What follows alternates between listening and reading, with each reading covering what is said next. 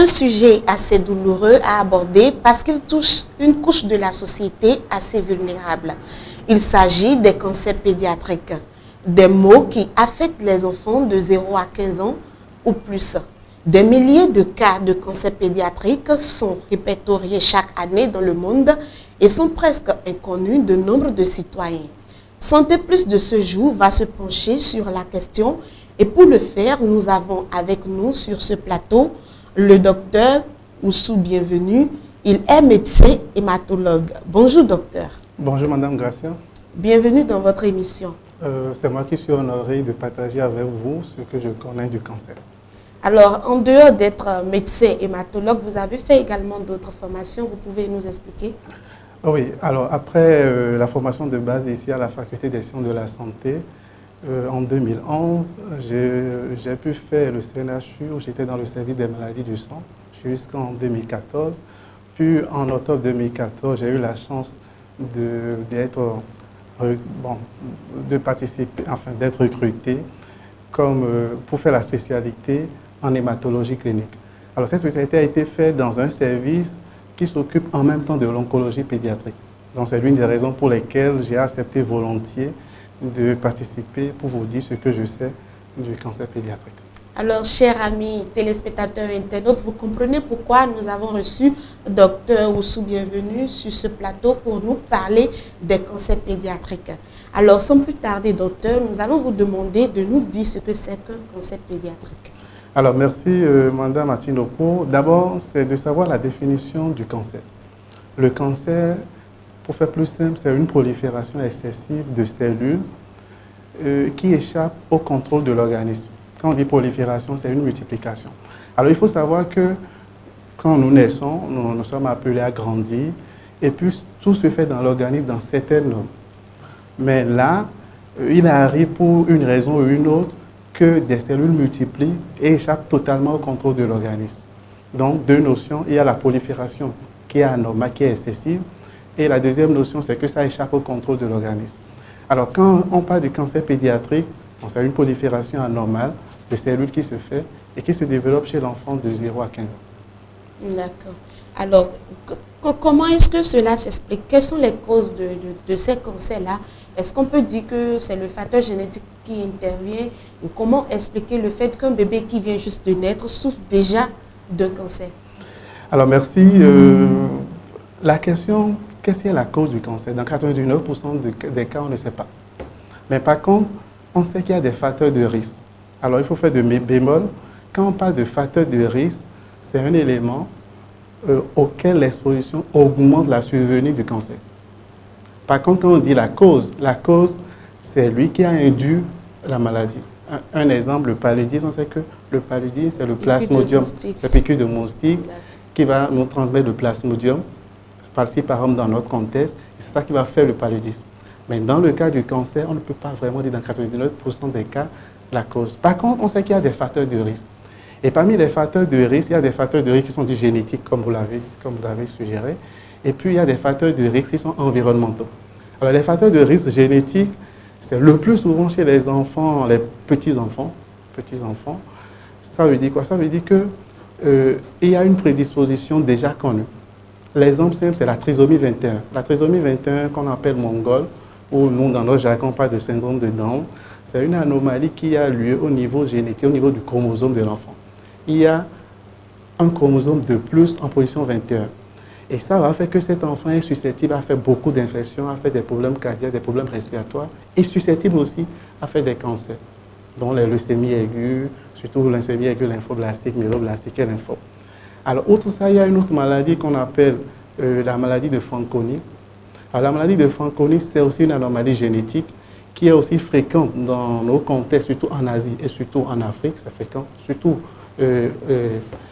dans le Maghreb, et c'est dû à une fragilité chromosomique. C'est des enfants qui naissent, qui ont un visage particulier, on parle du visage d'oiseau, c'est un petit visage, et c'est des enfants qui ont parfois des taches sur le corps, qui sont susceptibles à faire des infections aussi, qui font beaucoup d'infections et qui sont aussi sujets à faire les cancers. Alors, il y a d'autres facteurs génétiques. Il y a d'autres facteurs génétiques qui sont connus, mais on ne va pas rentrer dans les détails, vu que c'est un peu complexe à expliquer. Mais de l'autre côté, il y a ce que l'on appelle les facteurs environnementaux. Alors, les facteurs environnementaux, l'exemple simple, c'est le benzène. Le benzène et les dérivés de benzène. Vous savez, l'essence, c'est un dérivé de benzène.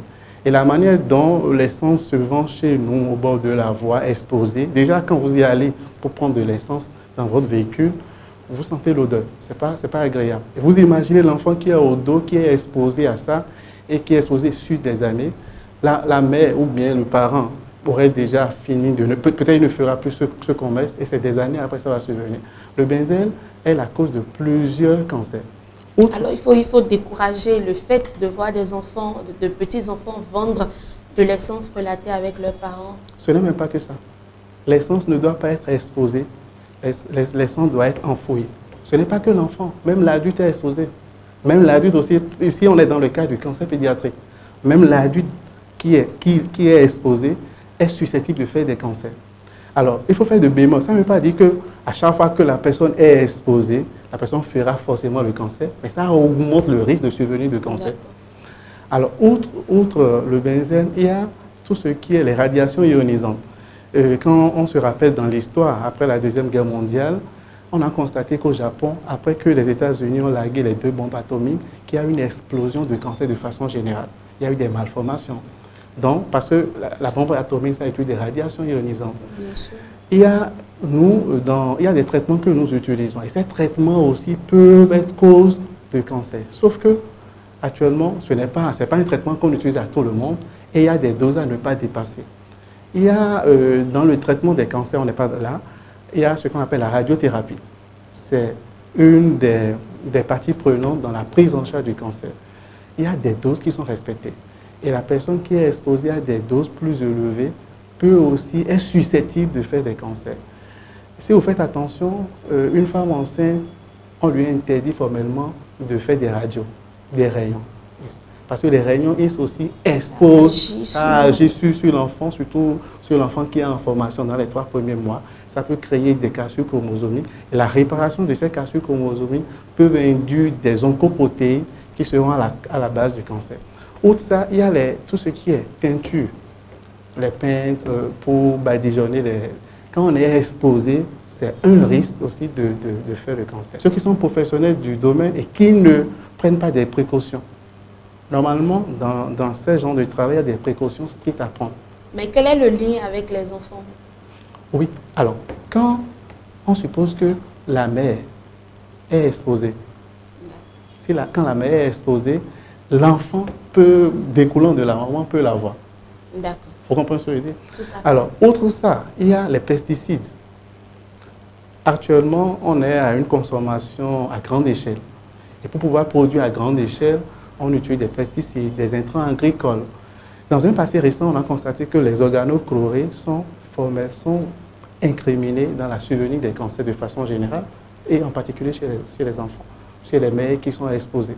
Donc, ce qui fait qu'il y a certains produits qui sont prohibés. Mais ça reste toujours que quand la personne est exposée à ce type de cancer, il y a toujours une susceptibilité de pouvoir développer le cancer. Pour finir, il y a quelque chose d'important. Il y a les champs électromagnétiques. Nous avons nos portables que nous utilisons tout le temps. À l'heure actuelle, ce n'est pas encore prouvé, mais il y a des études en cours qui montrent que ça crée déjà des perturbations au niveau des rats. C'est-à-dire, pour pouvoir conclure chez l'homme, on part chez les rats. Que ça crée des perturbations dans le métabolisme des rats, dans la survenue des cancers chez les rats. Vous voyez, on a des retentions qui passent au niveau des... Normalement, quand il y a les retentions, les maisons devaient rester à une certaine distance des retentions, parce que ça émet des ondes magnétiques.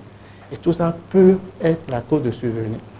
Autre chose, pour finir sur ça, il y a l'alcool parental. Une mère qui est enceinte et qui continue de consommer de l'alcool est susceptible, l'enfant est susceptible de développer un cancer. Une mère, il y a le tabagisme parental. Quand on dit parental, ce n'est pas que la mère. Si la mère a son mari qui fume et qui fume à côté d'elle, elle est fumeuse passive. Mais on sait qu'actuellement, que quand on est fumeur passif, on est plus à risque que le fumeur actif même. Parce que celui qui fume, lui, rejette. Et l'odeur du cigarette, les molécules de nicotine qui sont dans l'environnement, ça se propage et reste pendant au moins 6 heures de temps. Donc, en gros, c'est un peu ça, les facteurs de risque qui jusqu'à ce jour, expliquent les cancers chez les enfants. Alors, il n'y a pas, les cancers chez les enfants n'ont rien à voir pratiquement avec les cancers chez l'adulte, c'est des choses différentes. Alors, les cancers chez les enfants, il y a des cancers qui sont particuliers chez l'enfant, qu'on ne retrouve que chez les enfants, et il y a des cancers qu'on retrouve chez les deux, et il y a des cancers qu'on ne trouve que chez les adultes. Donc, il y a des cancers, parce que l'enfant est en formation. Et quand l'enfant est en formation, il y a un certain type de cancer qu'on appelle des cancers germinaux qui peuvent survenir, qui sont plus fréquents chez l'enfant et moins fréquents et pratiquement inexistants chez l'adulte. Mais il y a d'autres cancers, comme moi dans mon domaine, les leucémies. Les leucémies, c'est un type de cancer du sang. Et on parle de leucémie aiguë parce que ça survient sur des cellules jeunes qui n'ont pas encore fini leur maturation. Ces cellules ont été bloquées à une certaine étape. Ce type de cancer peut survenir aussi bien chez les enfants que chez les adultes. Mais il y a ce que nous on appelle l'épidémiologie. L'épidémiologie, c'est de voir quelle est la fréquence des cancers. Quand vous prenez les cancers chez les enfants, ça ne représente que 3% des cancers humains. Donc c'est assez rare. C'est assez rare. Et pour parler en même temps de ce qui s'est passé récemment, au Bénin actuellement, nous avons un registre qu'on appelle le registre de Cotonou. Et ce registre de 2014 à 2016 a répertorié 1086 cas de cancer. Et sur les 1086 cas de cancer, il y a 38 cas de cancer pédiatrique, ce qui fait environ 3,5%. Et donc ça approche ce qui est retrouvé au plan mondial. D'accord. Alors un enfant qui est malade, qui fait de la fièvre, accompagné peut-être d'autres symptômes qu'on amène à l'hôpital chez le pédiatre, comment est-ce qu'on arrive à conclure que l'enfant souffre d'un cancer? Comment se fait le diagnostic? D'accord, merci. Alors, il faut savoir que quand on parle de cancer de l'enfant, j'avais dit tantôt que c'est une prolifération anormale de cellules qui touche les cellules qui échappent au contrôle de l'organisme. Alors, cette prolifération peut toucher tout le système. Ça peut être les cheveux, ça peut être la peau, ça peut être les poumons, ça peut être... Donc, c'est de la tête aux pieds. La présentation clinique va varier en fonction du type de cancer que l'enfant présente. Si je prends un exemple simple qui est fréquent dans nos conditions, il y a ce qu'on appelle le néphroblastome. C'est un cancer qui se développe aux dépens des reins, qui se donne chez les petits-enfants, chez les nourrissons. Alors ce type de cancer, c'est un enfant qui va présenter un ballonnement abdominal. Il va présenter une masse. Le médecin va examiner, il va trouver une masse. Et le médecin, quand lui trouve une masse, la curiosité va le pousser à demander une échographie, les ultrasons pour aller voir. Ça va lui montrer qu'il y a quelque chose qui est là, dont la structure n'est pas normale. Vous comprenez? Alors que ce type de cancer, ne serait-ce déjà à cette étape, on peut conclure que c'est ça et démarrer un traitement avant même de faire la chirurgie pour aller confirmer le diagnostic. Parce que ce cancer est guérissable. Alors, il y a d'autres... il y en a qui ne sont pas guérissables? Alors, je sais que dans la prise en charge, on viendra là. Il y a de façon générale, les cancers chez les enfants, la majorité des cancers chez les enfants sont guérissables. Parce que les enfants sont ce que nous on dit chimiosensibles. Donc la majorité... Comme vous venez de le dire, on va y revenir. Pour le moment, restons sur le diagnostic. Alors, donc le diagnostic varie. Si on prend par exemple un enfant chez qui moi je suspecte une leucémie aiguë, c'est un enfant qui va présenter, puisque la leucémie aiguë, c'est une prolifération de cellules. Normalement, quand vous prenez les éléments du sang, vous avez les globules rouges, les globules blancs et les plaquettes. Quand vous prenez les globules blancs, avant que nous ayons les globules blancs dans le sang, il y a une formation qui se fait, il y a une production qui se fait au niveau de la moelle osseuse. Les éléments sont produits au niveau de la moelle osseuse. Et ces éléments vont subir des différenciations, vont subir une maturation pour finir par donner des cellules matures dans le sang. Alors dans la leucémie aiguë, c'est pour une raison quelconque, parce qu'il y a peut-être une trisomie, pour une raison quelconque, il y a un blocage de la différenciation à une étape précoce. Donc, et quand il y a ce blocage, j'ai dit tantôt qu'il y a une prolifération excessive. Cette prolifération excessive fera que ça va étouffer la moelle. La moelle ne va plus produire des globules rouges, ne va plus produire des globules blancs, ne va plus produire des plaquettes. Alors, si la moelle ne produit pas des globules rouges, sachant que les globules rouges contiennent de l'hémoglobine qui nous permet de capter l'oxygène pour pouvoir nourrir toutes les cellules de l'organisme, l'enfant va commencer par être fatigué, va présenter de fatigue. Donc, on ira à l'hôpital. Le médecin, vu cette fatigue, vu que l'enfant a une pâleur des muqueuses. Vu que l'enfant, son cœur bat trop vite, va demander une analyse pour aller voir comment sont les éléments figurés du sang. Et là, il peut constater que l'enfant a une anémie. Et c'est là que l'hématologue intervient. Si c'est là, non, là c'est un des éléments. Le pédiatre, c'est encore au niveau du pédiatre. Donc, il y a le problème d'anémie. Vu que les plaquettes sont aussi étouffées, il n'y a pas suffisamment de plaquettes. Or, les plaquettes nous permettent de ne pas saigner spontanément. Les plaquettes nous protègent, nous permettent la coagulation, nous aident à la coagulation. Donc, c'est un enfant qui peut présenter des bleus sur le corps. C'est un enfant qui peut saigner des narines, ce qu'on appelle l'épistasie. C'est un enfant qui fait une gingivopagie. Il peut saigner par la gencive. C'est un enfant qui peut uriner du sang. Donc, quand on a ces éléments, on se dit, qu'est-ce qui se passe? On va fouiller, on voit que, attention, les plaquettes aussi ont chuté. Vu que les globules blancs, ce sont les défenseurs de l'organisme, les globules blancs nous permettent de nous protéger contre les infections. Mais voilà que les globules blancs sont étouffés. Donc, l'enfant n'est plus protégé. L'enfant est susceptible de faire une infection. Donc, c'est un enfant qui peut se retrouver devant un pédiatre, bien devant un médecin généraliste, mais qui présente une fièvre, qui présente une anémie. Il est fatigué, il a une pâleur des muqueuses, il est pâle. C'est un enfant qui a des bleus sur le corps. Quand le médecin dit, attention, ça me fait suspecter quelque chose. Donc, lui, il va demander des analyses pour confirmer s'il y a une anémie, pour voir, c'est vrai, il y a une anémie, est-ce qu'il y a autre chose? L'enfant peut présenter des ganglions. Les ganglions peuvent augmenter de volume. Quand il a, en vue de la NFS, de la numération formule sanguine, de la numération des éléments du sang, ce que j'ai, ça fait suspecter fort probablement une hémopathie, quelque chose au niveau du sang. Là, il va référer vers le médecin hématologue. Et le médecin hématologue, lui, il ira maintenant faire un prélèvement au niveau de la moelle. Et au niveau de la moelle, pour aller voir, est-ce qu'il n'y a pas de cellules anormales qui sont là et qui étouffent la moelle. Et plus, il y a d'autres analyses. Parce qu'actuellement, on est dans la précision dans la médecine. Il y a d'autres analyses que nous faisons pour voir quel est ce type de cellule. Parce qu'il y a plusieurs cellules possibles. Quel est le type de cellule? On peut avoir la même leucémie, mais on ne va pas répondre de la même façon au traitement. Donc, nous, on va chercher quel est le problème génétique, ou bien quelle est la mutation qui est à la base, qui a induit ça. Et c'est en fonction de ça, on va démarrer le traitement. Ça, c'est pour ce qui concerne la leucémie. J'avais parlé tout à l'heure de ce qui concerne le néphroblastome. Il y a ce qu'on appelle le rétinoblastome. C'est un autre type de cancer. Un autre type de cancer qui attaque les yeux. C'est un enfant qui naît et on constate qu'il a un blanc dans le noir. Dans la pupille, il y a du blanc. Là, ça attire l'attention vite fait. Déjà à la naissance. Déjà à la naissance. Nous, on l'a eu à 2 mois. Déjà à la naissance. Là, on va voir une consultation ophtalmologique pédiatrique qui fait la consultation, qui va demander à faire une échographie. Il fait l'échographie ou bien il fait l'IRM. Il voit qu'il y a des cellules qui envahissent et lui, il pose le diagnostic. Il va penser à rétinoblastome. On peut avoir une tumeur dans le cerveau. On peut avoir un cancer du cerveau. L'enfant naît, il naît avec une déformation, il naît avec la tête qui est augmentée de diamètre plus que d'habitude, la tête qui est fragile. Ça fait suspecter quelque chose, on va faire des explorations, faire un scanner, faire l'IRM. Attention, on est devant un cancer. Donc, c'est en fonction du type de cancer que l'enfant présente. S'il présente une leucémie, il va présenter des problèmes liés au sang. S'il présente un problème au niveau, si c'est un cancer des yeux, il va présenter des problèmes. Ça peut aller jusqu'à la cécité dans le cancer des yeux. L'enfant peut ne plus voir. S'il présente un problème au niveau abdominal, il peut présenter un cancer du foie. Un cancer du foie, ça va se présenter aussi comme une augmentation de la masse de l'abdomen. Le médecin va voir, il va examiner, il va demander une analyse des ultrasons, une échographie. Il va voir que le foie est là, mais le foie, la structure n'est pas normale. Il y a une désorganisation. Parce qu'avec tantôt, c'est une prolifération qui échappe à tout contrôle. Donc, il y a une désorganisation. Et lui, de là, il va suspecter, il va envoyer vers la personne qui s'y connaît. La personne va faire ce qu'on appelle une biopsie. La biopsie, c'est d'aller prélever quand on le peut.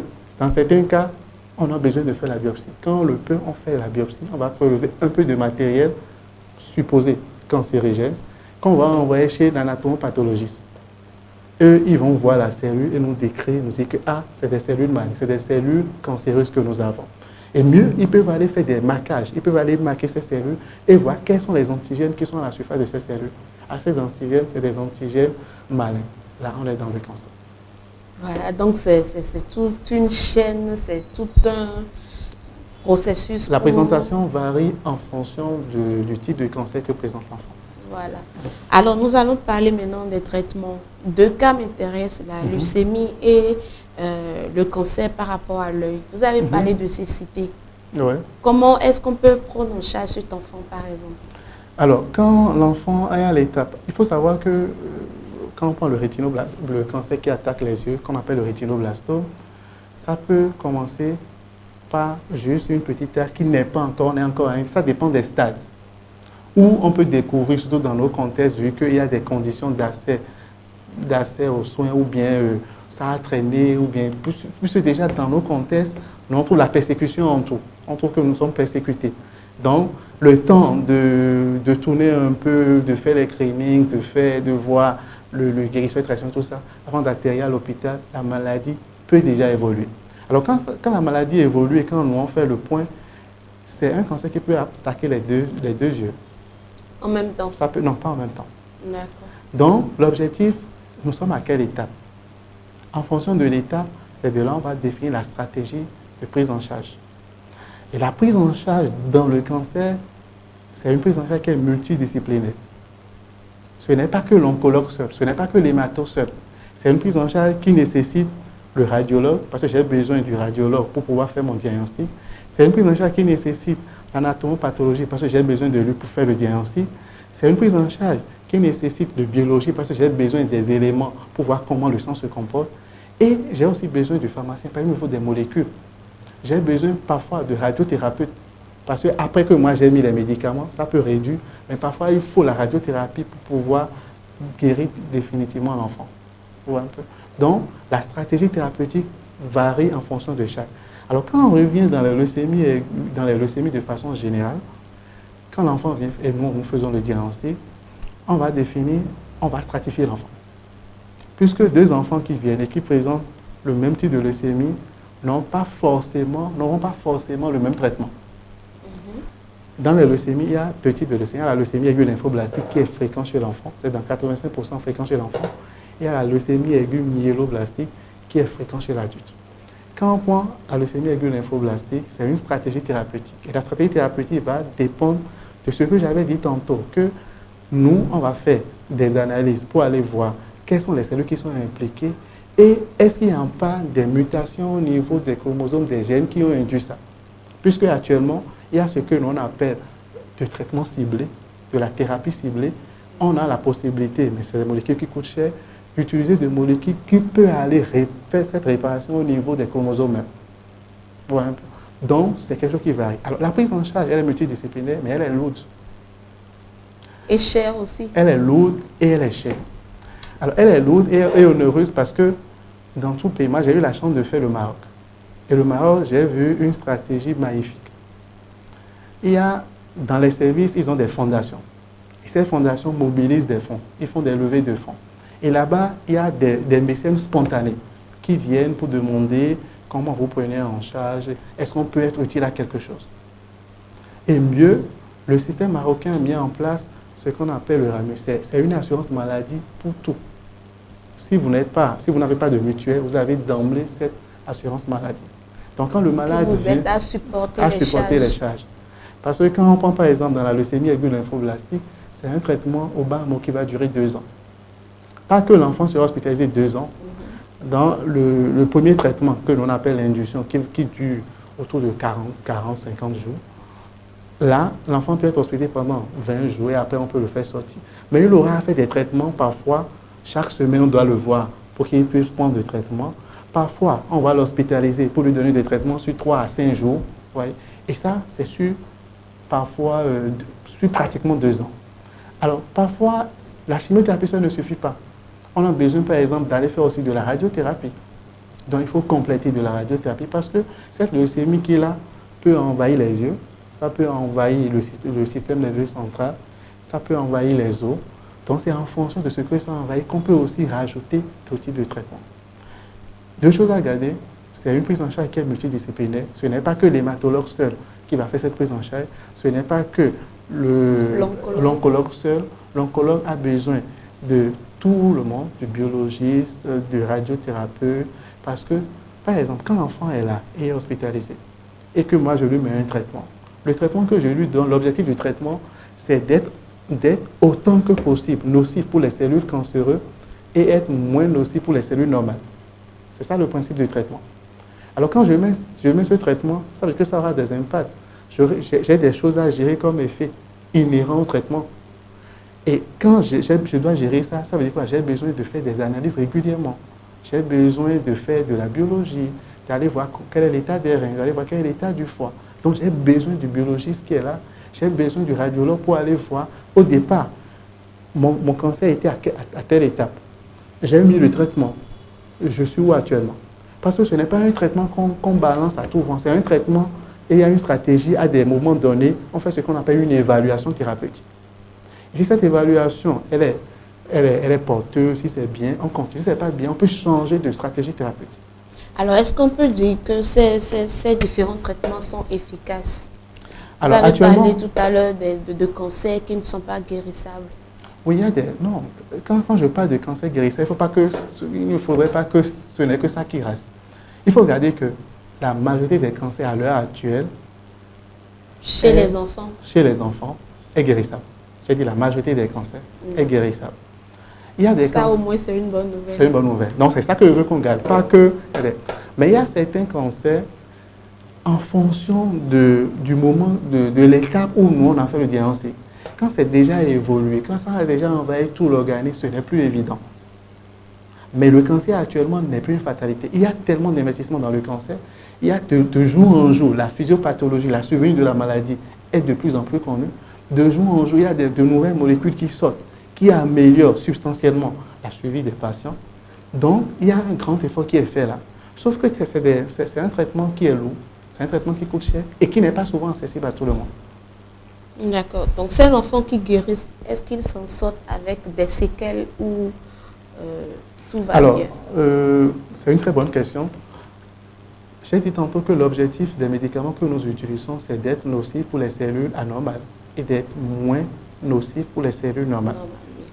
Et de jour en jour, vu que c'est une science qui évolue, de jour en jour, les médicaments sont améliorés et donnent moins d'effets. Mais quand même, il y a des effets. Donc, l'enfant peut finir et peut ne rien avoir. Tout comme si l'enfant peut finir et des années après, il peut faire autre chose. Il peut peut-être faire une autre maladie inhérent à un effet d'un médicament utilisé. Ce qui fait que, avant qu'on ne déclare une guérison du cancer, il faut 5 ans. C'est-à-dire, c'est pas dans tous les cancers qu'on fait 2 ans, c'est dans la leucémie que j'ai dit 2 ans. Dans les problèmes des yeux, c'est à peine 6 mois. À peine 6 mois, c'est fini. 6 mois, il y a des traitements, il y a même des leucémies où c'est 6 mois, top chrono. C'est fini. Dans la leucémie aiguë myéloblastique, c'est 6 mois de traitement, c'est fini.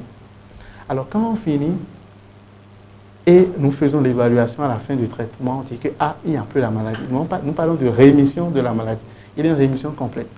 Quand nous disons qu'il y a une rémission complète, cette rémission, on doit la surveiller. Elle doit être maintenue. Donc, c'est des patients que nous voyons régulièrement les 2 premières années, puis après, la fréquence va diminuer, après de la 3e année, jusqu'à venir à 1 fois par an. Et quand le patient fait 5 ans, on déclare qu'il est guéri. Mais quand on dit qu'il est guéri, ça ne veut pas dire que bon, c'est bon, il est guéri et c'est bon, il va. Non, il est guéri. Mais nous continuons peut-être chaque année à le revoir, à voir comment il va. Parce que c'est possible aussi qu'on ait de récidives. D'accord. Alors, merci beaucoup, docteur, pour toutes ces explications que vous venez de nous dire. Mais bon, l'essentiel, c'est de prévenir. L'essentiel, c'est de prévenir. Comment est-ce qu'il faut prévenir ces cancers?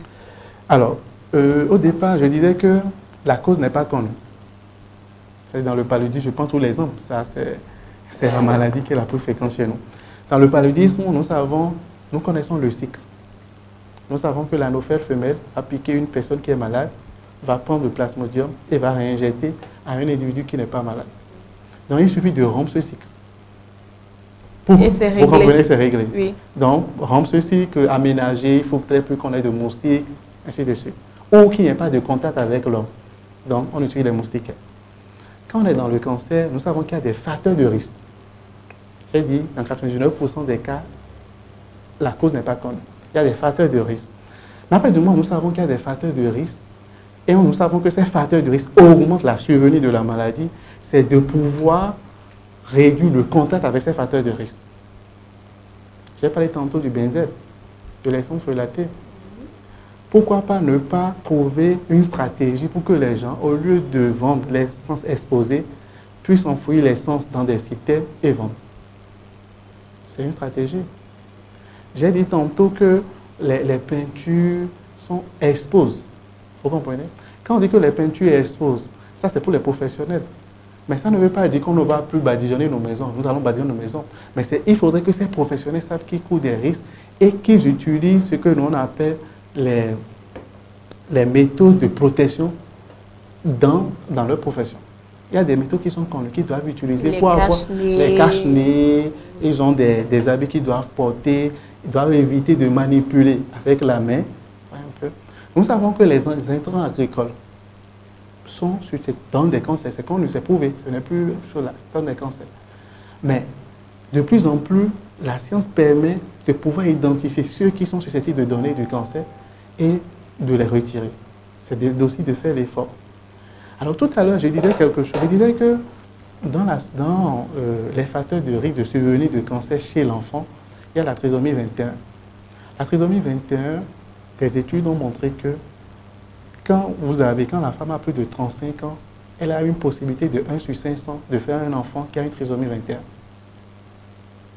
Quand elle a plus de 35 ans et qu'elle fait un enfant, elle a une possibilité de 1 sur 500 de faire un enfant. Ça ne veut pas dire que les autres n'ont pas. Les autres peuvent le faire. Mais la probabilité est plus faible chez les autres. Donc ça veut dire que autant qu'on peut, c'est de faire plutôt nos enfants que de les faire au-delà de 35 ans. Donc ça fait partie de quelques mesures qu'on peut utiliser. Et il y a des choses faciles qu'on peut faire. Je n'ai pas du tabagisme parental. Quand la mère fume, mais quand elle est exposée, il n'y a pas eu de moment où elle sait qu'elle est enceinte. C'est de tout faire pour ne plus être en contact. Quand elle est dans un environnement, si c'est dans son travail, elle fait tout pour éviter autant que possible d'être exposée. Parce que c'est son enfant qui est exposé. Quand j'ai parlé de l'alcool par l'alcool. Quand la mère, elle prend de l'alcool, elle a ses habitudes et qu'elle tombe enceinte, et qu'elle a la chance, cette grâce d'être enceinte, elle doit faire cet effort pendant cette période de 9 mois de ne plus en prendre. Surtout les 3 premiers mois où l'enfant se constitue, le premier trimestre, elle doit éviter autant que possible. Ouais. Donc ça fait partie de quelques mesures que nous pouvons prendre, que nous pouvons chaque jour. Et il y a quelque chose qu'on peut dire de façon simple. C'est nos téléphones portables. Téléphone portable, j'ai dit qu'il y a des études qui ont montré, ce n'est pas encore définitif, qui ont montré que ça crée des perturbations et que ça induit des cancers chez les rats. Alors, il faut mettre ça le plus loin possible. Alors, qu'est-ce qu'on va faire? C'est simple. C'est-à-dire quoi? C'est inhérent. Le téléphone, pratiquement, on travaille avec. Mais, à partir du moment où le soir, je suis à la maison, je veux dormir, je n'ai plus besoin de mettre mon téléphone sous l'oreiller. Je l'éteins totalement, je le mets à distance pour réduire autant que possible. Parce que de toute façon, nous sommes tous exposés à ça. Nous utilisons. Si ce n'est pas moi, il y a l'autre qui l'utilise. Donc, on peut réduire quand même, réduire le contact. Surtout le soir quand nous dormons. Alors, votre mot de fin? Alors, c'est un plaisir pour moi que vous m'invitez sur ce plateau pour parler de la santé, pour parler d'une maladie qui est rare, qui n'est pas connue, que nous avons toujours considérée comme fatale. Vous savez, moi, j'ai la chance de côtoyer au quotidien des gens qui en souffrent. Et quand tu en parles, c'est la fatalité d'emblée.